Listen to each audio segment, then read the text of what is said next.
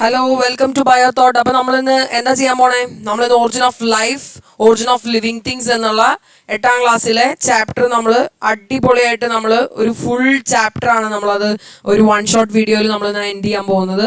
അപ്പൊ എല്ലാവരും നല്ല പവറായിട്ട് റെഡി അല്ലേ? യെസ്. അപ്പൊ നമ്മൾ origin of life, origin of living things. എന്താണ് ഒറിജിൻ? ഒറിജിൻ ഉത്ഭവമാണ് അല്ലെ? യെസ്, അതിന്റെ സ്റ്റാർട്ടിംഗ് ആണ് എന്തിന്റെ? ജീവന്റെ, ലൈഫിന്റെ. പിന്നെന്താണ്? ലിവിങ് തിങ്സ്, അതായത് ജീവജാലങ്ങളുടെ. അതിലേക്ക് ഒന്ന് എത്തിച്ചു നോക്കിയാൽ നമുക്ക് ഫസ്റ്റ് കഥയാണ്. എന്ത് തുടങ്ങുന്നതിന് മുമ്പ് ഒരു കഥ ഉണ്ടാവും അല്ലെ? യെസ്. അപ്പൊ ഒരു കഥയെ സൊല്ലട്ടുമാ? എല്ലാരും കേട്ടിരുന്നേ? അപ്പൊ ഉഷാറായിട്ടിരിക്കട്ടെ എല്ലാവരും. യെസ്. അപ്പൊ നമ്മൾ ഇന്ന് തുടങ്ങാണ്. The living organisms that inhabited the earth millions of years ago were profoundly different from those that exist today. അപ്പോൾ അവിടെ എന്താ പറയുന്നത്?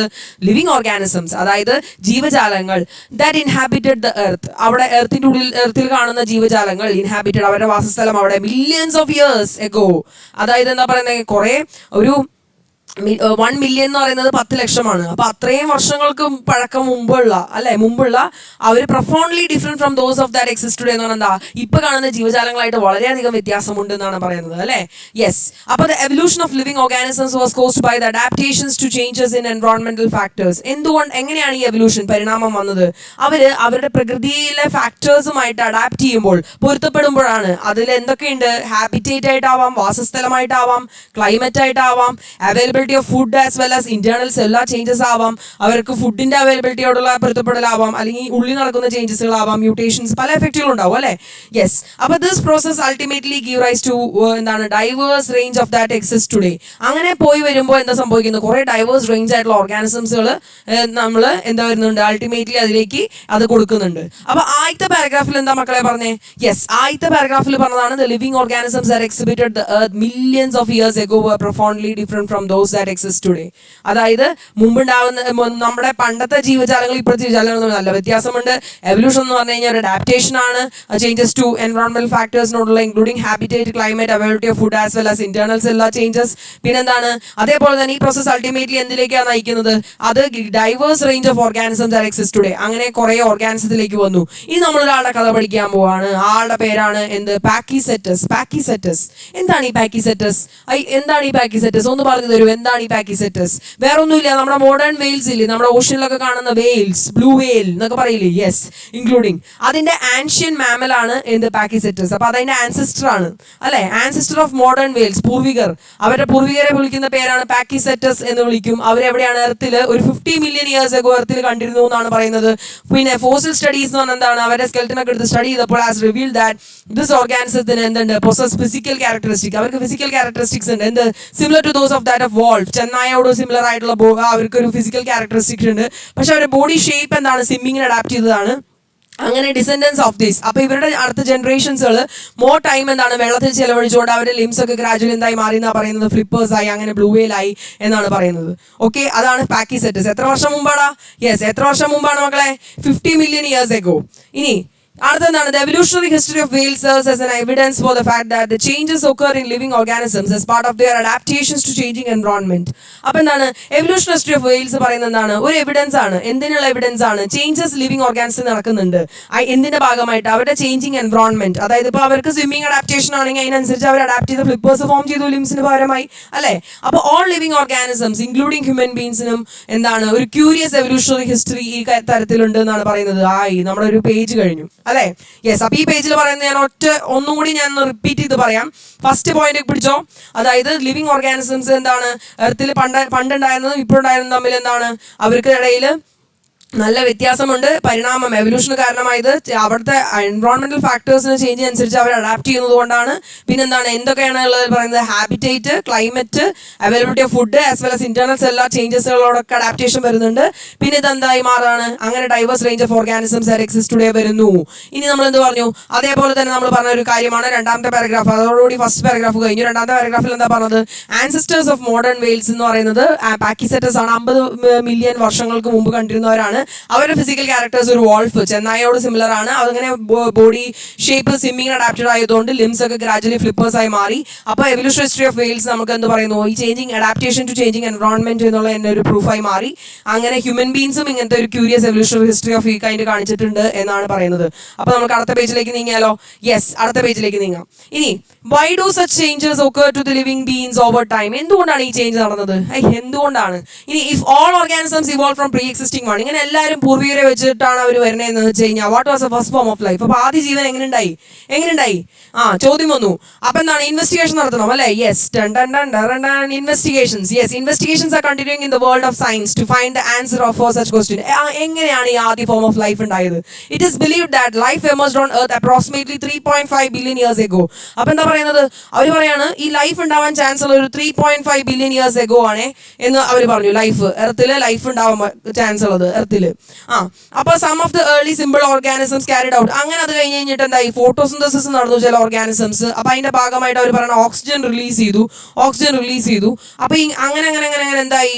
അങ്ങനെ സിമ്പിൾ ഫോംസിൽ നിന്ന്, സിമ്പിൾ ആയിട്ടുള്ള സ്ട്രക്ചറിൽ നിന്ന് എന്ത് ഫോം ചെയ്തു എന്നാ പറയുന്നത്? കോംപ്ലക്സ് സ്ട്രക്ചർ ഫോം ചെയ്തു എന്നാണ് പറയുന്നത്.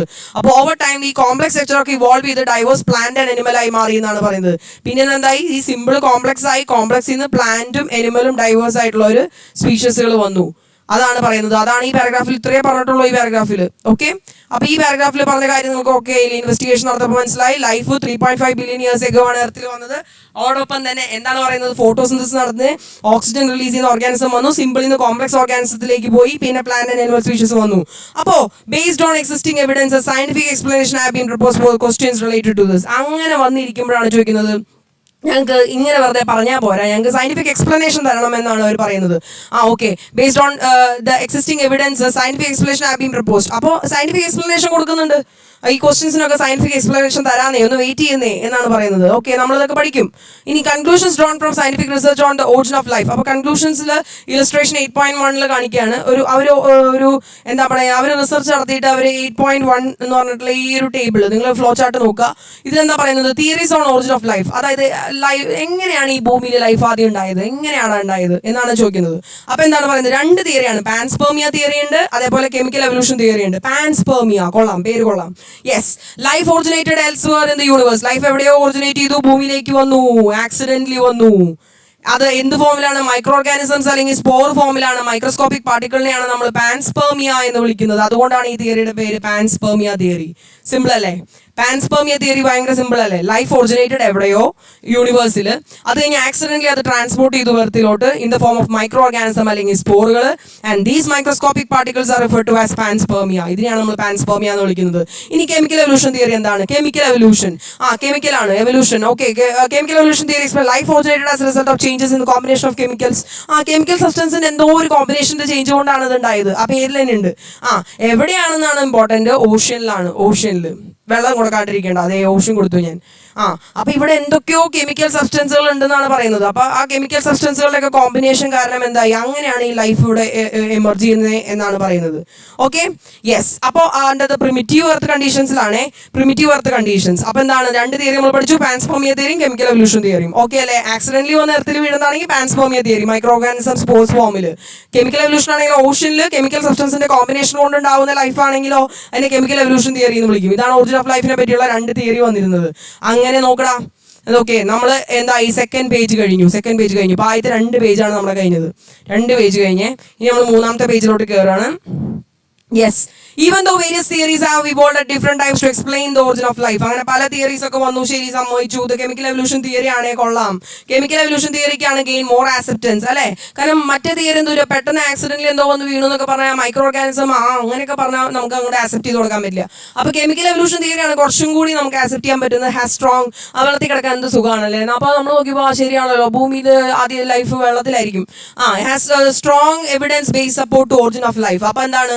കാരണം കാരണം ഇതിനാണ് കൂടുതൽ എവിഡൻസ് കിട്ടിയത് അല്ലെ, സ്ട്രോങ് എവിഡൻസ് ബേസ് ഉണ്ട് സപ്പോർട്ട് ചെയ്യാനായിട്ട്. അപ്പോൾ ഒറിജിൻ ഓഫ് ലൈഫ്, നമ്മുടെ ലൈഫ്, അതായത് ജീവൻ ഉണ്ടായിരുന്നതിന്റെ ഉത്ഭവത്തിനെ കുറിച്ചുള്ളത് നമുക്കൊന്ന് കണ്ടാലോ എന്നാണ് ചോദിക്കുന്നത്. അതായത് how would been life originated through the chemical evolution process, എങ്ങനെയാണ് ഈ കെമിക്കൽ എവല്യൂഷൻ പ്രോസസ്സിൽ കൂടെ ലൈഫ് ഒറിജിനേറ്റ് ചെയ്തത് എന്നുള്ള ചോദ്യത്തിലേക്കാണ് വരുന്നത്.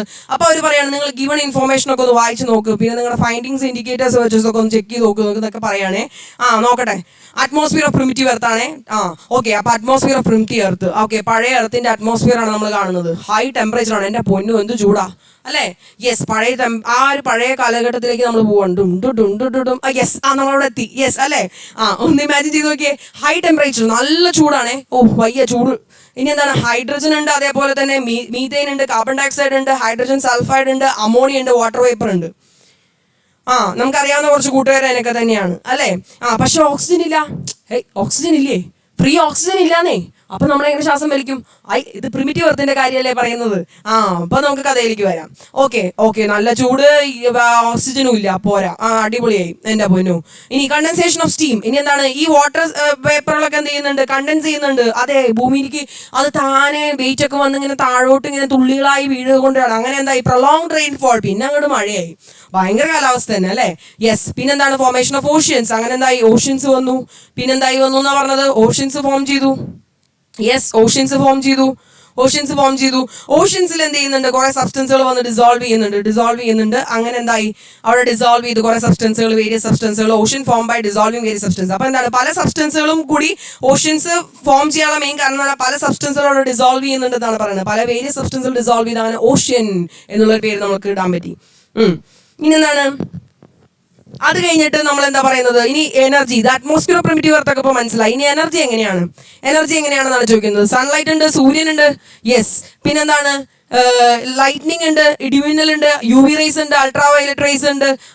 പിന്നെന്താണ്, വോൾക്കാനിക് എറപ്ഷൻസ്. നല്ല ചൂട് ഇതായിട്ട്, ഇനി കളർ കാണിക്കാം, ചൂട് ആയിട്ടുള്ള വോൾക്കാനോകളൊക്കെ അതേ പുറത്തേക്ക് വരുന്നു, ഭയങ്കര ചൂട്. യെസ്, പിന്നെന്താ പറയുന്നേ, ഇനി അങ്ങനെ വന്നിട്ട് എന്തുണ്ടായി, ഈ കണ്ടീഷനിൽ സിമ്പിൾ ബയോമോളിക്യൂൾസ് ഉണ്ടായി, പിന്നെ കോംപ്ലക്സ് ബയോമോളിക്യൂൾ. സിമ്പിൾ എവിടെ ഉണ്ടായി, അടുത്തത് കോംപ്ലക്സ് ആണ് അല്ലേ. ആ കോംപ്ലക്സ് മോളിക്യൂളിന് നമുക്ക് ഒരു പേര് കൊടുക്കാം, പുതിയ പേരിട്ടു, ന്യൂക്ലിക് ആസിഡ്. അതിനൊരു ലിപ്പിഡ് ഷീത്ത്, ഒരു കൊഴുപ്പാവരണം ഉണ്ടായിരുന്നു അല്ലെ, ലിപ്പിഡ് ഷീത്ത് ഫോം ചെയ്യുന്നുണ്ട് അതിന് ചുറ്റും. ന്യൂക്ലിക് ആസിഡ് ഉദാഹരണം എന്താണ്, RNA DNA എന്നൊക്കെ നമ്മൾ പറയും അല്ലെ. അങ്ങനെ പ്രിമിറ്റീവ് സെൽ ഉണ്ടായി, ആദ്യത്തെ സെൽ. അപ്പൊ അതിനെന്തുണ്ട്, സെൽഫ് റെപ്ലിക്കേഷൻ. അതിന് വീണ്ടും റെപ്ലിക്കേറ്റ് ചെയ്യുക, വീണ്ടും അതിന്റെ കോപ്പീസ് ഉണ്ടാക്കാനായിട്ട് സാധിക്കുന്ന ഒരു അവസ്ഥയിലേക്ക് അതിന് കേപ്പബിൾ ആയിട്ട് എന്നാണ് പറയുന്നത്. അതോടുകൂടി നമ്മുടെ ഈ പേജ് കഴിയാണ്. അപ്പൊ ഈ പേജിൽ എന്താണ് പറഞ്ഞത്, കെമിക്കൽ എവല്യൂഷൻ തിയറിയാണ് മോർ ആക്സെപ്റ്റൻസ് വന്നത്. ഒറിജിൻ ഓഫ് ലൈഫ്, അതായത് എന്താണ് പറയുന്നത്, അതിനെ കുറിച്ച് നമ്മൾ സംസാരിക്കുമ്പോൾ നമ്മൾ അറ്റ്മോസ്ഫിയർ പ്രിമിറ്റീവ് എർത്ത് കാണണം. അവിടെ ഹൈ ടെമ്പറേച്ചർ ആണ്, hydrogen, methane, carbon dioxide, hydrogen sulphide, ammonia, water vapour എന്നുള്ള ഗ്യാസുകളാണ് വരുന്നത്. പിന്നെന്താണ്, ഓക്സിജൻ ഇല്ല, കണ്ടൻസേഷൻ ഓഫ് സ്റ്റീം കാരണം പ്രൊലോങ്ഡ് റെയിൻഫോൾ ആയി, പിന്നെ ഫോർമേഷൻ ഓഫ് ഓഷൻ ആയി. ഓഷൻ വെറുതെ അങ്ങനെ ഉണ്ടായതല്ല, പല സബ്സ്റ്റൻസുകളും ഡിസോൾവ് ചെയ്തിട്ടുണ്ടായതാണ്. സോഴ്സസ് ഓഫ് എനർജി എന്ന് പറയുന്നത് sunlight, lightning, ultra violet rays, volcanic eruptions ആണ്. Formation of simple biomolecules in ocean, formation of complex biomolecules ഉണ്ടായി, പിന്നെ ന്യൂക്ലിക് ആസിഡ് ഉണ്ടായി. അത് കഴിഞ്ഞ് ലിപ്പിഡ് ഷീത്ത് ഫോം ചെയ്തു, പിന്നെ primitive sellers capable of self replication form ചെയ്തു എന്നാണ് പറയുന്നത്. അപ്പൊ നോക്കിയേ, ഈ characteristics of primitive earth atmosphere പഠിച്ചു, ഫോർമേഷൻ ഓഫ് ഓഷ്യൻ പഠിച്ചു നമ്മൾ അല്ലെ, എനർജി സോഴ്സുകളെ പറ്റി പഠിച്ചു അല്ലെ, ലൈറ്റ്നിങ്, തണ്ടർ എന്നൊക്കെ പറഞ്ഞിട്ട് നമ്മളോട് പഠിച്ചിട്ടുണ്ടായിരുന്നു അല്ലെ. യെസ്, സൺലൈറ്റ് ഒക്കെ. അപ്പൊ എന്താണ്, ഫോർമേഷൻ ഓഫ് പ്രിമിറ്റീവ് സെല്ലിലേക്ക് നമ്മൾ ലീഡ് ചെയ്യുന്ന പോയിന്റിലേക്ക് നമ്മൾ എത്തി അല്ലെ. യെസ്, അപ്പൊ അവര് പറയണേ, ഇത് മാത്രം പോരാ, ഇനി ഇലിസ്ട്രേഷൻ. ഇനി നമ്മൾ കുറച്ച് ആൾക്കാരെ പരിചയപ്പെടണ്ടേ, നമുക്ക് കുറച്ച് നമ്മുടെ എന്താ പറയാ, പ്രശസ്തമായ കുറച്ച് വ്യക്തികൾ നമുക്ക് പരിചയപ്പെടാം. We have understood how the formation of primitive cell occurred through the process of chemical evolution. നമ്മൾ മനസ്സിലായി, സെവറൽ എക്സ്പെരിമെന്റ്സ് കണ്ടക്ട് ചെയ്തിട്ടുണ്ട്. അങ്ങനെ തന്നെ നോക്കുമ്പോൾ നമുക്ക് കുറച്ച് സയന്റിസ്റ്റുകളെ പരിചയപ്പെട്ടാലോ. ഈ എക്സ്പെരിമെന്റ്സ് കൊടുക്കുന്ന സയന്റിസ്റ്റുകൾ, നമുക്ക് ഇവർ കാരണമാണ് നമ്മളിതൊക്കെ പഠിക്കേണ്ടി വന്നത് അല്ലേ. യെസ്, അപ്പൊ നോക്ക്, യെസ്, ഹെറാൾഡ് യൂറേ സ്റ്റാൻലി മില്ലർ, ആദ്യത്തെ ആൾക്കാരാണ് ഹെറാൾഡ് യൂറേ സ്റ്റാൻലി മില്ലർ. അതിന്റെ അവിടെ കണ്ടോ, ഈ ഒരു പിക്ചർ കാണാം നിങ്ങൾക്ക് അല്ലെ. യെസ്, അപ്പൊ എന്താണ്, അങ്ങനെ യുറേ മില്ലർ എക്സ്പെരിമെന്റ് എന്ന് അവരുടെ പേരിൽ നിന്ന് തന്നെ അതിനുണ്ടാക്കി. യുറേ മില്ലർ എക്സ്പെരിമെന്റ് എന്നാണ് അതിന്റെ പേര് കൊടുക്കുന്നത്. ടുഗദർ എന്താണ് അവർ പ്രൂവ് ചെയ്തത്, ഈ സിമ്പിൾ ഗ്യാസുകളിൽ, നിങ്ങൾ നേരത്തെ കണ്ട സിമ്പിൾ ഗ്യാസുകൾ, അതായത് എന്താണ് ഇവിടെ കണ്ട ഹൈഡ്രജൻ, അതേപോലെയുള്ള ഗ്യാസുകളിൽ നിന്ന് നമ്മളിവിടെ നോക്കുക. ഞാൻ കുറച്ച് കൂടുതൽ ബാക്ക് അടിച്ചു പോയി, വെയിറ്റ്. നമുക്കൊന്നുകൂടി താഴോട്ട് ഇറങ്ങി വരാം. യെസ്, നമ്മളിവിടെ methane, carbon dioxide, hydrogen sulphide, ammonia, water vapour, hydrogen ഇങ്ങനെയൊക്കെ കണ്ടു. അപ്പൊ ഇങ്ങനെ കുറെ അവർ പറയുന്നത് നമ്മുടെ ലൈഫിന്റെ ഫണ്ടമെന്റൽ യൂണിറ്റ്സുകൾ ഉണ്ടാവാനായിട്ട് എന്ത് റെസ്പോൺസിബിൾ ആണ്, അതിന് സിമ്പിൾ ഗ്യാസുകൾ മതി എന്നാണ് പറയുന്നത്. അപ്പൊ together prove that the fundamental units responsible for the origin of life can form from simple gases. Simple ഗ്യാസിൽ നിന്നാണ് ഫണ്ടമെന്റൽ യൂണിറ്റ്സുകൾ ഫോം ചെയ്യുന്നത്, ലൈഫിന് ആവശ്യമായിട്ടുള്ള ഫണ്ടമെന്റൽ യൂണിറ്റ്സ്. ഇനി സിഡ്നി ഫോക്സ് എന്താ പറഞ്ഞത്? സിഡ്നി ഫോക്സ് പറഞ്ഞു അതെ നമുക്ക് മോളിക്യൂൾ സിമിലർ ടു പ്രോട്ടീൻസുകളൊക്കെ ആർട്ടിഫിഷ്യൽ ഉണ്ടാക്കാൻ സാധിക്കുവേ എന്നാണ് നമ്മുടെ സിഡ്നി ഫോക്സ് പറഞ്ഞത്. ഇനി അടുത്തത് ജുവാൻ ഓറോ എന്താ പറയുന്നത്? യെസ്, അഡിനിൻ എന്ന് പറഞ്ഞാൽ one of the building blocks of nucleic acid. RNA DNA ഒക്കെ ഒരു ബിൽഡിംഗ് ബ്ലോക്ക് ആണ് അഡിനിൻ. ബ്രിക്ക് പോലെ ബിൽഡിംഗ് ബ്ലോക്ക് ആണ്. അപ്പോൾ അവരെയും ആർട്ടിഫിഷ്യൽ ഉണ്ടാക്കാൻ പറ്റും എന്നാണ് പറഞ്ഞത്. അപ്പോൾ നമ്മൾ നോക്കിയേ, ഹെറാൾഡ് യൂറേ സ്റ്റാൻലി മില്ലർ പറഞ്ഞത് ഫണ്ടമെന്റൽ യൂണിറ്റ്സുകൾ ഉണ്ടാക്കുന്നത് സിമ്പിൾ ഗ്യാസിൽ നിന്നാണ് ലൈഫിന് ആവശ്യമായിട്ടുള്ള. സിഡ്നി ഫോക്സ് പറഞ്ഞത് പ്രോട്ടീൻസ് ആർട്ടിഫിഷ്യലി സിന്തസൈസ് ചെയ്യാൻ പറ്റും. ജുവാൻ ഓറോ പറഞ്ഞത് അഡിനിൻ ആർട്ടിഫിഷ്യലി സിന്തസൈസ് ചെയ്യാൻ പറ്റും എന്നുള്ള കാര്യമാണ്. അപ്പോൾ ഈ സയന്റിസ്റ്റുകളുടെ കാര്യം നിങ്ങൾ ഓർത്ത് വെക്കുക. അതാണ് ഈ ഒരു പേജിൽ പറയാനുള്ളൂ, വേറെ ഒന്നും ഇല്ലാതെ. Several experiment evidence to substantiate chemical evolution theory. അപ്പോൾ എന്താണ് യൂറേ മില്ലർ എക്സ്പെരിമെന്റ്? അങ്ങനെ കെമിക്കൽ എവല്യൂഷൻ തിയറിനെ സപ്പോർട്ട് ചെയ്യുന്ന കാര്യങ്ങളിലേക്ക് എത്തിക്കുന്നതാണ് Urey Miller experiment. Atmosphere of primitive earth അവർ റീക്രിയേറ്റ് ചെയ്തു ലബോറട്ടറി കണ്ടീഷനിൽ. അതാണ് ഇമ്പോർട്ടന്റ്. ലബോറട്ടറി കണ്ടീഷനിൽ റിമാർക്കബിൾ എക്സ്പെരിമെന്റ്, ഒരിക്കലും മറക്കാൻ പറ്റാത്ത ഒരു എക്സ്പെരിമെന്റ് ആണ് history of scientific expedition in evolution. അപ്പോൾ പരിണാമത്തിന്റെ നമ്മൾ ആ കാര്യങ്ങളൊക്കെ പറ്റി പ്രെഡിക്റ്റ് ചെയ്യാനൊക്കെ പോകുന്ന കാര്യങ്ങളിലേക്ക് വരുമ്പോൾ ഇതൊരു വല്ലാത്തൊരു കണ്ടുപിടുത്തം തന്നെയാണ്. Illustration description complete accordingly. Yes, അപ്പോൾ എന്താണ് നമുക്ക് ഇലിസ്ട്രേഷൻ നോക്കാം എന്നാണ് പറയുന്നത്. അതിന് മുമ്പ് നോക്ക്, നമ്മളിപ്പോൾ ഞാൻ നിങ്ങളൊക്കെ ഒന്ന് ആവേശം കയറ്റാൻ വേണ്ടി നമുക്ക് എത്ര പേജ് കഴിഞ്ഞു നമുക്ക് നോക്കാം. നമ്മളിപ്പോൾ 1, 2, 3, 4 പേജ് നമ്മൾ തീർന്നേക്കാണ്. ഇതേ 5ാമത്തെ പേജിലേക്ക് നമ്മൾ ലാൻഡ് ചെയ്യാണ്. ഈ പഠിച്ച കാര്യങ്ങളൊക്കെ തന്നെയാണ് അവിടെ ഉള്ളത്. നമ്മൾ ഇനി എനിക്ക് തോന്നുന്നു അത്ര പേജൊക്കെ തന്നെയുള്ളൂ. ഇപ്പൊ ഈ പഠിച്ച അത്ര പേജുകളൊക്കെ തന്നെയുള്ളൂ. നമ്മൾ വേഗം കംപ്ലീറ്റ് ചെയ്യും. അപ്പൊ നോക്കുക, എല്ലാവരും ഉഷാറായിട്ടിരുന്നേ. യൂറേ മില്ലർ എക്സ്പെരിമെന്റ് നമുക്കൊന്ന് നോക്കാം. ഓക്കെ, അപ്പൊ അവർ കുറച്ച് ഓഷ്യൻ വാട്ടർ ഇവിടെ എടുത്തിട്ടുണ്ട്. അത് കഴിഞ്ഞ് ബോയിൽ ചെയ്ത് കഴിഞ്ഞ് കഴിയുമ്പോൾ കുറച്ച് ഗ്യാസുകളൊക്കെ ഇവിടേക്ക് ഫോം ചെയ്തു. ഇതിന്റെ ഉള്ളില് ഇതിന്റെ ഉള്ളിൽ എന്തൊക്കെ വരുന്നു എന്നാണ് പറയുന്നത്. യെസ്, അവിടെ മീഥേൻ ഉണ്ട്, അതേപോലെ അമോണിയ ഉണ്ട്, ഹൈഡ്രജൻ ഉണ്ട്, വാട്ടർ വേപ്പർ ഉണ്ട്, ഇലക്ട്രോണിൽ കൊടുത്ത് പണ്ടത്തെ കണ്ടീഷനിൽ തണ്ടർ ഉണ്ട് അല്ലെ, ഇടിമിന്നലൊക്കെ ഉണ്ട്. അപ്പൊ അതിന് പകരം ഇലക്ട്രിക് സ്പാർക്ക് കൊടുത്തു. അപ്പൊ എന്തായി? അപ്പൊ ഫോം ഓഫ് എനർജിക്ക് അവിടെ വന്നിട്ടുണ്ട്. അപ്പൊ gas similar to those of primitive earth atmosphere അവിടെ വന്നിട്ടുണ്ട്.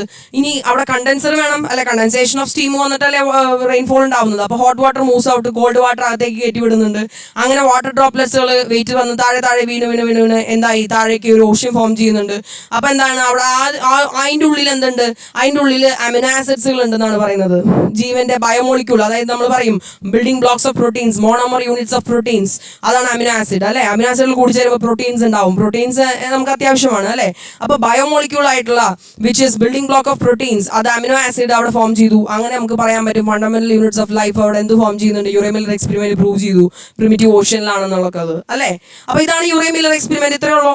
അപ്പൊ this experiment was conducted artificially by recreating the conditions of primitive earth in ലബോറട്ടറിയിലാണ്.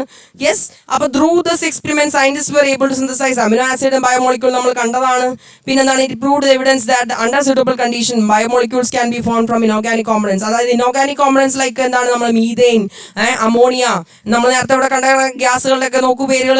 യെസ്, അതേമാതിരി ഹൈഡ്രജൻ, വാട്ടർ വേപ്പർ, ഇതൊക്കെ വെച്ചിട്ടാണ് നമ്മൾ എന്ത് ഉണ്ടാക്കിയത്? നമ്മൾ ഇനോർഗാനിക് കോമ്പണൻസ് വെച്ചിട്ടാണ് ഈ ഒരു ബയോമോളിക്യൂൾ നമ്മൾ ഉണ്ടാക്കിയിരുന്നത്, അമിനോ ആസിഡ് ഉണ്ടാക്കിയത് അല്ലെ. യെസ്, അപ്പൊ എന്താണ് ഇനി ഇൻഡിക്കേറ്റേഴ്സ്? വേറൊന്നുമില്ല. ഗ്യാസസ് ഏതാണ്? ഇവിടത്തെയും സിമിലർ ആണ് അല്ലെ. നമ്മൾ മുകളിൽ ആ ഫ്ലാസ്കിൽ കണ്ട ഗ്യാസുകളൊക്കെ തന്നെയാണ്. പ്രിമിറ്റീവ് എർത്തിൽ ആ ഗ്യാസുകളുണ്ട്, ഇവിടെയും ആ ഗ്യാസുകളുണ്ട് അല്ലെ. Methane, ammonia, hydrogen, water vapour ഒക്കെ വരുന്നുണ്ട്. ഓക്സിജൻ ഉണ്ടോ? ഇല്ല. ഇനി energy source for chemical synthesis, lightning, thunder, volcanic eruptions ഒക്കെ ഇവിടെ വരുന്നുണ്ട് അല്ലെ. Volcanic eruptions. പക്ഷെ ഇവിടെ എന്താണ്? ഇവിടെ ഇലക്ട്രിക് സ്പാർക്ക് ആണ് കൊടുത്തിരുന്നത് നമ്മൾ എക്സ്പെരിമെന്റൽ സെറ്റപ്പിൽ അല്ലെ. നമുക്ക് ഇവിടെ ഇടിമിന്നൽ കൊണ്ടുവരാൻ പറ്റില്ലല്ലോ, നമ്മളപ്പോൾ ഇലക്ട്രിക് സ്പാർക്ക് കൊടുത്തു. യെസ്, അപ്പം എത്രയാണ് ഈ പേജിൽ പഠിക്കാനുള്ളത്? ഇത്രയാണ്. ഇനി നമുക്കിനി താഴോട്ട് നോക്കാം എത്ര പേജ് നമുക്കിനി ഉണ്ടെന്ന്. ഓക്കെ, 1, 2, 3, 4, 5. ഭയങ്കര സിമ്പിളാണ്, നമ്മൾ പെട്ടെന്ന് കഴിയും. യെസ്, അപ്പം എന്താണ് നമ്മൾ നോക്കാൻ പോവുകയാണേ. ഇത് ഭയങ്കര ചെറിയ ടോപ്പിക്കുകളാണ് ഇനി വരുന്നത്. ഇനി പെട്ടെന്ന് പഠിച്ചു കഴിയും. നമ്മളിത് ഇപ്പോൾ വിചാരിക്കുന്ന സമയത്തിനേക്കാൾ കുറവ് എടുക്കുള്ളൂ. ഇനി അപ്പോൾ എല്ലാവരും ഉഷാറായിട്ടിരുന്നു. From primitive cells to complex cell. നമ്മളെപ്പോഴും പറഞ്ഞിരുന്നു പ്രിമിറ്റീവ് സെൽസ്, പിന്നെ സിമ്പിൾ ഫോംസ്, അങ്ങനെ പിന്നെ കോംപ്ലക്സ് ഫോംസ് എന്നൊക്കെ നമ്മൾ പഠിച്ചിരുന്നു അല്ലേ. അപ്പോൾ എങ്ങനെയാണ് എത്തുന്നത്? Changes occurs in the primitive cell composed of nucleic acid. അപ്പോൾ ന്യൂക്ലിക് ആസിഡ് ഉണ്ട്, കേപ്പബിൾ ഓഫ് സെൽഫ് റെപ്ലിക്കേഷൻ. അവർക്ക് സെൽഫ് റെപ്ലിക്കേഷൻ കപ്പാസിറ്റി ഉണ്ട്, ലിപ്പിഡ് കവറിംഗ് ഉണ്ടെന്ന് പറഞ്ഞു നമ്മൾ. പിന്നെന്താണ്? പ്രിമിറ്റീവ് സെൽസ് ലൈക്ക് ഒരു ബാക്ടീരിയ, പ്രിമിറ്റീവ് സെല്ലിൽ നിന്ന് ആര് ഇവോൾവ് ചെയ്തു എന്നാണ് പറയുന്നത്? Primitive forms like bacteria evolve ചെയ്തു എന്നാണ് പറയുന്നത്. അങ്ങനെ ബാക്ടീരിയ ഉണ്ടായി. Bacteria simple structured cells which ആയി നമുക്ക് എന്ത് വിളിക്കാം? പ്രൊക്കാരിയോട്സ് എന്നും വിളിക്കാം എന്നാണ് അവർ പറയുന്നത്. പ്രൊക്കാരിയോട്സ്. അത്രേ ഉള്ളൂ ഈ പാരഗ്രാഫിൽ പറയുന്നത്. പ്രിമിറ്റീവ് സെല്ലുകളിൽ നിന്ന് എന്തുണ്ടായി? ബാക്ടീരിയ ഉണ്ടായി. അവരെ നമുക്ക് പ്രൊക്കാരിയോട്സ് എന്ന് വിളിക്കാം എന്ന് പറഞ്ഞു. ഇനി പ്രൊക്കാരിയോട്ടിൽ നിന്ന് യുക്കാരിയോട്ടിക് സെല്ലിലേക്ക് പോവാം. ഹൗ ഡിഡ് മോർ കോംപ്ലക്സ് അല്ലെ? യുക്കാരിയോട്ട് എന്ന് പറയുമ്പോൾ കുറച്ചുകൂടി കോംപ്ലക്സ് സ്ട്രക്ചർ ആണ് അല്ലെ? അപ്പൊ ഈ സിമ്പിൾ സ്ട്രക്ചർ ആയിട്ടുള്ള പ്രൊക്കാരിയോട്ടിന് എങ്ങനെ കോംപ്ലക്സ് സ്ട്രക്ചർ ഉണ്ടായി എന്നാണ് പറയുന്നത്. What is significance of eukaryotes? എന്താണ് സിഗ്നിഫിക്കൻസ് എന്നോ? നമ്മുടെ പ്ലാന്റ് എടുക്കുകയാണെങ്കിൽ, നമ്മുടെ എനിമാലി എടുക്കുകയാണെങ്കിൽ, ഫഞ്ചി എടുക്കുകയാണെങ്കിൽ, പ്രൊട്ടിസ്റ്റ് എടുക്കുകയാണെങ്കിൽ അതൊക്കെ നമ്മൾ പഠിക്കും. അങ്ങനത്തെ ഗ്രൂപ്പുകളൊക്കെ എടുക്കുമ്പോൾ ഏത് ഓർഗാനിസംസ്? യുക്കാരിയോട്സ് ആണ്. ബാക്ടീരിയ ആണ് പ്രൊക്കാരിയോട്ടിൽ വരുന്നുള്ളൂ അല്ലെ? യെസ്, ബാക്ടീരിയൽ ഫോംസുകളൊക്കെയാണ് നമ്മൾ പ്രൊക്കാരിയോട്ടിൽ കൂടുതൽ പറയുന്നത് അല്ലെ? അപ്പൊ അനലൈസ് ബേസ്, അപ്പൊ മെജോറിറ്റി ഓഫ് ഓർഗാനിസം യുക്കാരിയോട്സ് ആണ്. അതെന്താണ്? Eu means true, karyon means എന്താണ്? ന്യൂക്ലിയസ്. അപ്പൊ ട്രൂ ആയിട്ടുള്ള ഒരു ന്യൂക്ലിയസ് ഉണ്ട്, ന്യൂക്ലിയർ മെംബ്രെയിൻ ഉണ്ട് ഇല്ലേ? പക്ഷെ പ്രൊക്കാരിയോട്ടിൽ അങ്ങനെയാണോ? പ്രൊക്കാരിയോട്ടിൽ എന്ന് പറയുന്നത് ഇങ്ങനെ ഒരു സ്ട്രക്ചറിൽ ഒരു ഫ്ലജല വരുന്നുണ്ട്. ഫ്ലജല ഗംഭീരായി, മായണില്ല, അപ്പൊ പൂർത്തിയായി. അപ്പൊ എന്താണ്? ഒരു ഫ്ലജല, ഞാൻ ഇതിനൊന്ന് ഇതാക്കിയിടാൻ പോണേ. ഒരു ഫ്ലജല വരുന്നുണ്ട്. പിന്നെന്താണ്? ഇവിടെ ഇങ്ങനെ സ്ട്രക്ചേഴ്സ് വരുന്നുണ്ട്. പിന്നെന്താണ്? ഉള്ളിൽ ജെനറ്റിക് മെറ്റീരിയൽ. ഇതാണ് നമ്മുടെ പ്രൊക്കാരിയോട്ടിക്കിന്റെ ഒരു കഥ. സിമ്പിൾ സ്ട്രക്ചർ ആണ്. അവിടെ ന്യൂക്ലിയസ് മെംബ്രെയിൻ ബൗണ്ട് ആയിട്ടോ ട്രൂ ന്യൂക്ലിയസ് ഒന്നും കാണുന്നില്ല അല്ലേ? യെസ്. അപ്പൊ എന്താണ്? അപ്പൊ നമുക്ക് പ്രൊക്കാരിയോട്ടിക് സെല്ലിന്റെ സ്ട്രക്ചറിലേക്ക് വരാം. ഭംഗിയുള്ള നല്ല സ്ട്രക്ചർ ഇവിടെ ഉണ്ട്. പിന്നെ നമ്മൾ എന്തിനാ വേറെ പോകുന്നത്? യെസ്, അടിപൊളി. അപ്പൊ എന്താണ്? ഫ്യൂ സെൽ ഓർഗനൽസ് ഉണ്ട് ഇതിൽ. Few cell organelles. ഇതിൽ അങ്ങനെയാണോ? കുറെ സെൽ ഓർഗനൽസ് ഉണ്ട്. എൻഡോപ്ലാസ്മിക് റെറ്റിക്കുലം ഉണ്ട്. നിങ്ങൾ രക്ഷപ്പെട്ടു. അധികം സെൽ ഓർഗനൽസ് നിങ്ങൾക്ക് പഠിക്കാനില്ല. ഇതിൽ ഈ ഒരു സെൽ ഓർഗനൽ മാത്രം നിങ്ങൾക്ക് ഓർത്ത് വയ്ക്കാനുള്ളൂ. പിന്നെ ന്യൂക്ലിയസ് ഉണ്ട്. യെസ്, ന്യൂക്ലിയസ് ഉണ്ട്. ജെനറ്റിക് മെറ്റീരിയൽ നമ്മൾ കണ്ടു അല്ലെ? അപ്പൊ എന്താണ്? ന്യൂക്ലിയസിനുള്ളിൽ എന്താണ്? DNA. ആ സ്ട്രക്ചേഴ്സ് ഒക്കെ ഉണ്ടാവും അല്ലെ? ഇനി എന്താണ്? ന്യൂക്ലിയർ മെംബ്രെയിൻ ഉണ്ട് ചുറ്റും. ന്യൂക്ലിയർ മെംബ്രെയിൻ ഉണ്ട്. അപ്പൊ ഇത്രയൊക്കെയാണ്. പിന്നെ എന്താണ്? ഇവിടെ എൻഡോപ്ലാസ്മിക് റെറ്റിക്കുലം ഉണ്ട്. എൻഡോപ്ലാസ്മിക് റെറ്റിക്കുലം ഉണ്ട്. അപ്പോൾ ഇവിടെ എന്താണ്? Few cell organelles. ഇവിടെ എന്താണ്? Many cell organelles. ഇവിടെ സെൽ ഓർഗനൽസിന് എന്തുണ്ട്? മെംബ്രെയിനസ് കവറിംഗ് ഒന്നുമില്ല. പിന്നെ ഇവിടെ എന്താണ്? ഉണ്ട് മെംബ്രെയിനസ് കവറിംഗ്. പിന്നെ എന്താ പറയുന്നത്? മെംബ്രെയിൻ ബൗണ്ട് ന്യൂക്ലിയസ് ഇവിടെ ആബ്സെന്റ് ആണ്. ഇവിടെ എന്താണ്? പ്രസന്റ് ആണ്. ഓക്കെ. അപ്പൊ ഇത്രയും കാര്യങ്ങളാണ് നമ്മുടെ ഈ ഒരു പേജിൽ പഠിക്കാനുള്ളത്. അപ്പൊ നോക്കിയേ, നമ്മൾ ഈ ഒരു പേജ് റിവൈസ് ചെയ്യാനാണെങ്കിൽ പ്രൊക്കാരിയോട്ടിക് യൂക്കാരിയോട്ടിക് സെല്ലിന്റെ കമ്പാരിസൺ ആണ് പറയുന്നത്. അവിടെ സെൽ ഓർഗനൽസിന്റെ കേസും മെംബ്രെയിൻസ് കവറിംഗിന്റെ കേസും ന്യൂക്ലിയസിന്റെ കേസും നമ്മൾ കമ്പയർ ചെയ്യുന്നു. അത്രേ ഉള്ളൂ, വളരെ സിമ്പിൾ ആണ് അല്ലെ? പ്രിമിറ്റീവ് സെല്ലിൽ നിന്ന് ബാക്ടീരിയ ഉണ്ടായി എന്ന് പറഞ്ഞു നമ്മൾ. അങ്ങനെയാണ് പിന്നെ അത് പ്രൊക്കാരിയോട്സിൽ നിന്നാണ് യൂക്കാരിയോട്ടിക് സെൽസുകൾ വന്നു എന്ന് പറഞ്ഞു. യെസ്. അപ്പൊ നമ്മൾ അടുത്ത ഷീറ്റിലേക്ക് പോവാണ്. How my the other organelles found in the cells have been formed? അപ്പൊ എങ്ങനെയാണ് മറ്റ് ഓർഗനൽസിലൊക്കെ എങ്ങനെയാണ് ഈ സെൽ ഉണ്ടായത്? യൂക്കാരിയോട്ടിക് സെല്ല് വരെ കഥ എത്തിയിട്ടോ. Analyse given structure 8.6 prepare a note on it എന്നാണ് പറയുന്നത്. അപ്പൊ നോക്കി, ഇതൊരു യൂക്കാരിയോട്ടിക് സെൽ അല്ലേ? യൂക്കാരിയോട്ടിക് സെല്ലാണ്. അപ്പൊ ഞാൻ നോക്കൂ, ഇതിലൊരു ഗ്രീൻ ഫോട്ടോസിന്തറ്റിക് ബാക്ടീരിയ എൻ്റർ ചെയ്തു. ഗ്രീൻ കളർ എന്തിനാ? ഫോട്ടോസിന്തസിസ് നടത്താനായിട്ട് ഇതായിട്ടുള്ളതാണ് അല്ലെ? നമ്മുടെ പ്ലാന്റ് സെൽസിലൊക്കെ നമ്മൾ ക്ലോറോപ്ലാസ്റ്റ് കാണുന്നുണ്ട് അല്ലെ?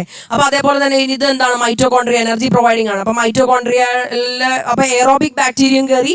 അതോടൊപ്പം തന്നെ എന്താണ്? ഇവിടെ ഒരു ഫോട്ടോസിന്തറ്റിക് ബാക്ടീരിയയും കയറി യൂക്കാരിയോട്ടിക് സെല്ല്. അറിയാണ്ടൊന്ന് കയറി പറ്റിയതാ. പക്ഷെ അവരതിനെ കൊന്നില്ല, അവരതിനെ നിലനിർത്തിയായില്ല അല്ലെ? നിലനിർത്തി കഴിഞ്ഞിട്ട് പിന്നീട് അത് എന്ത് സ്ട്രക്ചറായി മാറി എന്നാ പറയുന്നത്? യൂക്കാരിയോട്ടിക് സെല്ല് ഇത് ക്ലോറോപ്ലാസ്റ്റോ ആയി മാറി ഒരു ഓർഗനൽ. ഇത് എന്തായി? മൈറ്റോകോൺട്രിയ ആയി മാറി. അപ്പൊ ഇതാണ് ആ കഥ. മൈറ്റോകോൺട്രിയയും ക്ലോറോപ്ലാസ്റ്റും ഉണ്ടായ കഥ. അത്രേ ഉള്ളൂ ആ കഥ. അപ്പൊ ഭയങ്കര സിമ്പിൾ അല്ലേ? അതായത് ഒരു എറോബിക് ബാക്ടീരിയ തന്നെ യൂക്കാരിയോട്ടിക് സെല്ല് വിഴുങ്ങി. അത് കഴിഞ്ഞ് instead of digesting in the small cell it provides protection. അതിന് പ്രൊട്ടക്ഷൻ കൊടുത്തു. ഗ്രാജുവലി അത് ട്രാൻസ്ഫോം ടു മൈറ്റോകോൺട്രിയ. ഇനി അതാണെങ്കിൽ അതേപോലെ അത് ഏത് ബാക്ടീരിയ ആണ്? Aerobic bacterium. അപ്പൊ aerobic bacterium to mitochondria. Okay. ഇനി ഇവിടെ എന്താണ്? ഇവിടെയാണെങ്കിലോ ഒരു ഫോട്ടോസിന്തറ്റിക് ബാക്ടീരിയത്തിനെ ഇത് വിഴുങ്ങി. അത് കഴിഞ്ഞിട്ട് എന്താ സംഭവിക്കുന്നത്? അത് കഴിഞ്ഞിട്ട് അവിടെ instead of digesting photosynthetic bacterium അത് പ്രൊട്ടക്ഷൻ കൊടുത്തു. ഗ്രാജുവലി അത് എന്തായി മാറി എന്നാ പറയുന്നത്? ക്ലോറോപ്ലാസ്റ്റ് ആയി മാറി. ഓക്കെ അല്ലേ? ഇത് ഓക്കെ അല്ലേ? യെസ്, ഇത് വളരെ ഓക്കെയാണ്. അപ്പൊ എന്താണ്? In prokaryotes genetic material scattered within the cytoplasm. അത് നമ്മൾ കണ്ടതാണ്. പ്രൊക്കാരിയോട്സിന്റെ കേസിൽ ജെനറ്റിക് മെറ്റീരിയൽ എങ്ങനെയാണ്? ഈ ഒരു പടത്തിൽ ഈ ജെനറ്റിക് മെറ്റീരിയൽ ഇങ്ങനെ സൈറ്റോപ്ലാസത്തിൽ സ്കാറ്റേർഡ് ആയിട്ട് കിടക്കുകയാണ്. പക്ഷെ ആ കഥയാണോ യൂക്കാരിയോട്സിൽ? അല്ല. അപ്പൊ എന്താണ്? ന്യൂക്ലിയർ മെംബ്രെയിൻ ഒക്കെ ഉണ്ട്. അപ്പൊ as part of evolutionary process formation of nuclear membrane was a key feature of eukaryotic cell ആണ് അല്ലെ? Additionally membrane bound organelles. അപ്പൊ ഓർഗനൽസ് വെറുതെ അല്ല, മെംബ്രെയിൻ ബൗണ്ട് ആണ്. അപ്പൊ എങ്ങനെ? Performing the specialised functions, enabling them to perform specialised functions. അപ്പൊ അങ്ങനത്തെ പല ഫങ്ഷൻസിലേക്കൊക്കെ വന്നു. അപ്പൊ ഇതോടുകൂടി നമ്മുടെ ഈ പേജ് തീരാണ്. ഞാൻ ഇത്തിരി വെള്ളം കുടിക്കട്ടെ. അപ്പൊ നിങ്ങൾ നോക്കി എന്തോരം പേജ് കഴിഞ്ഞു എന്ന്. യെസ്, നമ്മളിപ്പോ എത്ര പേജ് തീർന്നു? നമ്മളിപ്പോ 1, 2, 3, 4, 5, 6, 7 പേജ് കഴിഞ്ഞു കേട്ടോ. ഇനി നമുക്ക് എത്ര പേജ് ഉണ്ട്? 1, 2, 3. വെറും 3 പേജാണല്ലോ. നിങ്ങൾ ഉഷാറായിട്ടിരുന്നോ? 3 പേജോടുകൂടി നമ്മുടെ ഈ ചാപ്റ്റർ കഴിയാണ്. ഇത് ഭയങ്കര ഈ ഒരു പേജിന്റെ പാതി ഭാഗം ആ ടേബിളാണ്. അപ്പൊ ഇത് നമ്മൾ ഓൾറെഡി പഠിച്ചാണ്. ഇവിടെ സിമ്പിൾ സ്ട്രക്ചർ ആണെങ്കിൽ ഇവിടെ എന്തായിരിക്കും? കോംപ്ലക്സ് കോംപ്ലക്സ് സ്ട്രക്ചർ ആണ് യൂക്കാരിയോട്ടിക് സെല്ലിൽ. ന്യൂക്ലിയസ് ഇവിടെ വെൽ ഡിഫൈൻഡ് ന്യൂക്ലിയസ് വിത്ത് മെംബ്രെയിൻ. ഇവിടെ വെൽ ഡിഫൈൻഡ് ന്യൂക്ലിയസ് ഉണ്ടോ? ഇല്ല. ഇവിടെ genetic material scattered in the cytoplasm ആണ്. പിന്നെന്താണ് ഇവിടെ genetic material scattered in the cytoplasm ആണ്. ജെനറ്റിക് മെറ്റീരിയൽ നിങ്ങൾ അത് എഴുതിയേക്കുക, നിങ്ങൾക്ക് പറയാലോ അത്. ജെനറ്റിക് മെറ്റീരിയൽ സ്കാറ്റേർഡ് ആയിട്ടാണ് കാണുന്നത്, അങ്ങനെ ട്രൂ ന്യൂക്ലിയസ് ഒന്നും ഇല്ല.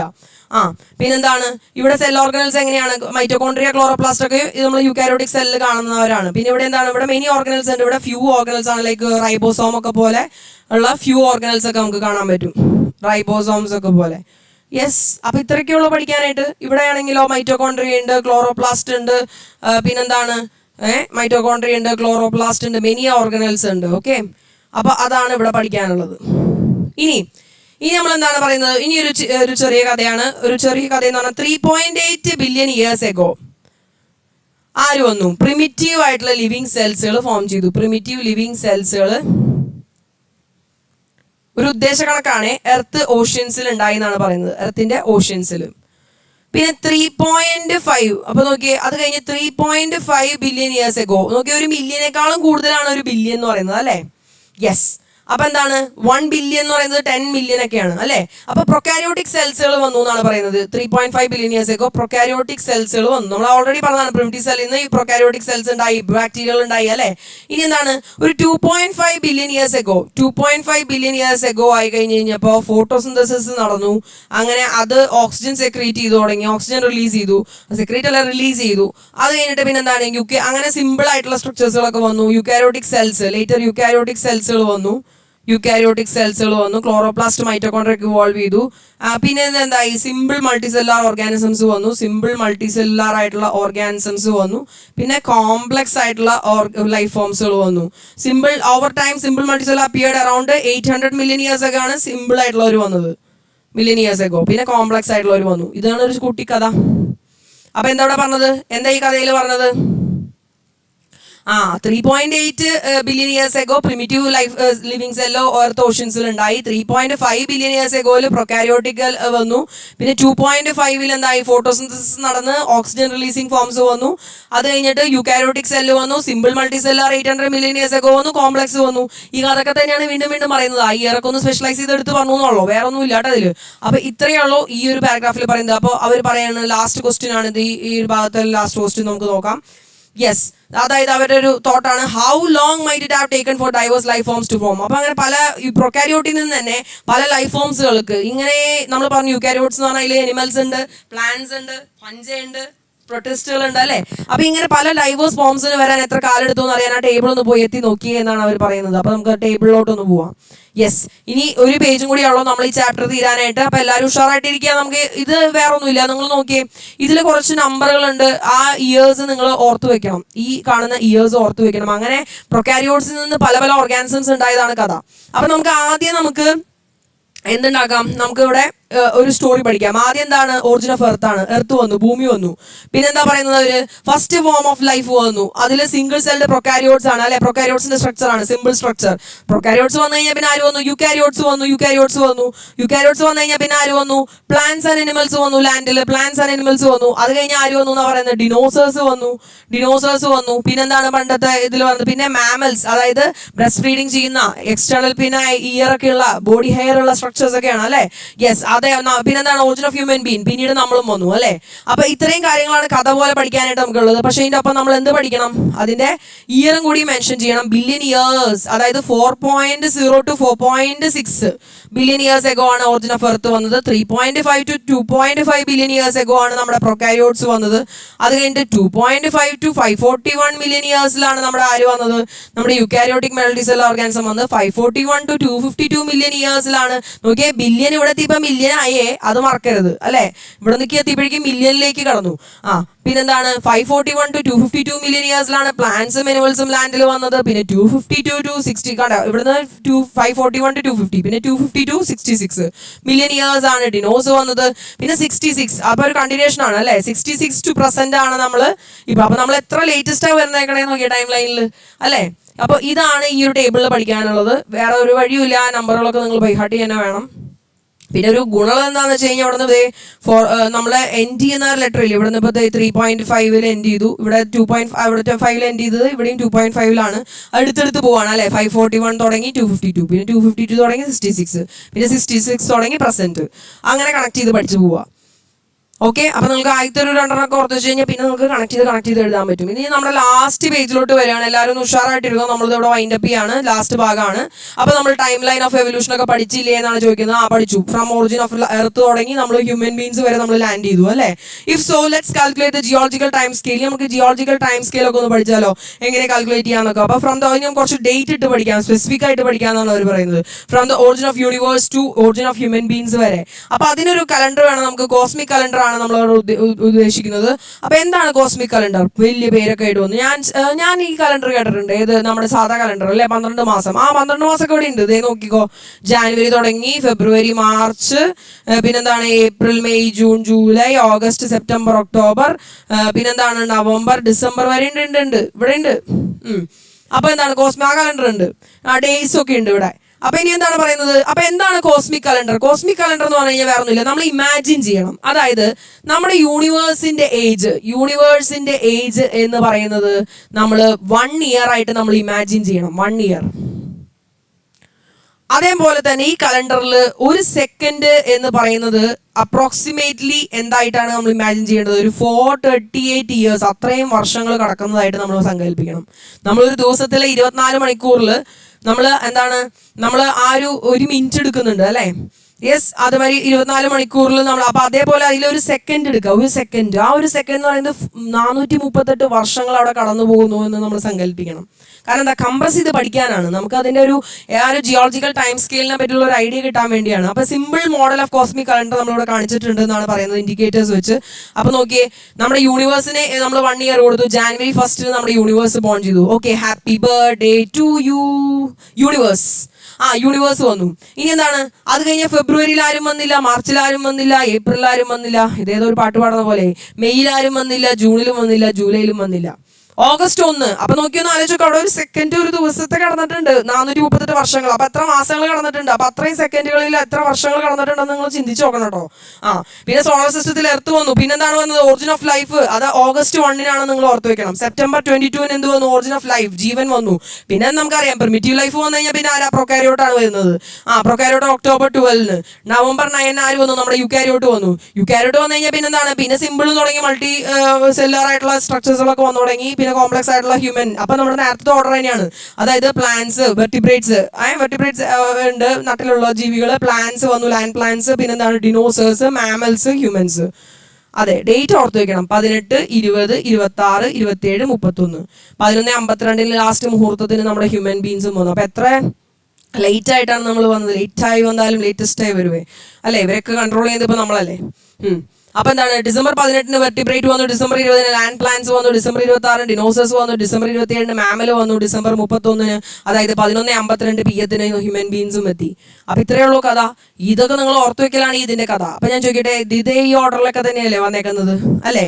യെസ്, എർത്ത് വന്നു, അത് കഴിഞ്ഞ് പ്രൊക്കാരിയോട്സ്, പിന്നെ eukaryotes, plants and animals, dinosaurs, mammals, human beings. അതിനെയല്ലേ ഇവിടെയും പറയുന്നത് അല്ലേ? യെസ്, എർത്ത് വന്നു, origin of life, primitive cell വന്നു, പിന്നെന്താണ്? പ്രൊക്കാരിയോട്സ് വന്നു, യുക്കാരിയോട്ട് വന്നു, പ്ലാന്റ്സ് ആൻഡ് അനിമൽസ് വന്നു, ഡിനോസേഴ്സ് വന്നു, പിന്നെന്താണ്? മാമൽസ് വന്നു, ഹ്യൂമൻ ബീങ്സ് വന്നു. പക്ഷേ ഇവിടെ ഡേറ്റ് വെച്ച് സ്പെസിഫൈ ചെയ്ത് നമ്മൾ അതിനെ കംപ്രസ് ചെയ്ത് ഈ ഒരു ഫോമിലേക്ക് ആക്കിയേക്കാണ് അല്ലേ? യെസ്, ഈ ഒരു ഫോമിലോട്ട് നമ്മൾ അതിനെ കൺവേർട്ട് ചെയ്തേക്കാണ്. യെസ്, അപ്പോൾ ഇതൊക്കെ ആയില്ലേ? ഓക്കെ ആയില്ലേ? അപ്പൊ ഇതോടുകൂടി നമ്മുടെ ചാപ്റ്റർ അവസാനിക്കുകയാണ്. ലാസ്റ്റത്തെ 2 വരി according to cosmic calendar human appeared in the final moments of last day of the year ആണ്. Doesn't this clearly show how recent the emergence of humans is in timeline? അല്ല, എത്ര റീസെന്റ് ആയിട്ട് നമ്മൾ വന്നത്?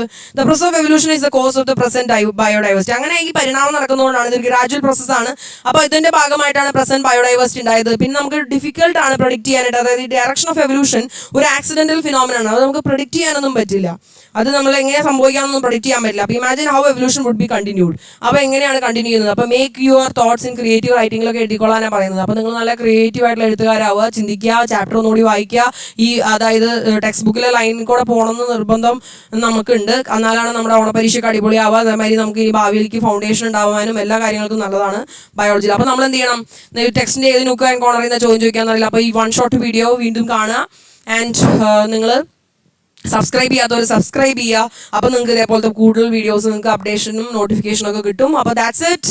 അപ്പോൾ നമ്മൾ ഇതേ നോക്കിയാൽ നമ്മളിന്ന് എന്തോരം പേജ് നമ്മൾ തീർത്തത്? യെസ്, നമ്മളിപ്പോൾ ഇതേ 1 2 3 4 5 6 7 8 9 10 11 പേജ്, അതായത് origin of life and origin of living things നമ്മളിവിടെ കംപ്ലീറ്റ് ചെയ്തിരിക്കുകയാണ്. ഫുൾ ചാപ്റ്റർ ഒറ്റ വീഡിയോയിൽ, 1 ഷോട്ട് വീഡിയോയിൽ. So keep watching. Do subscribe to bio Thought YouTube channel. It's me, Anjali Krishna, you signing off. Bye.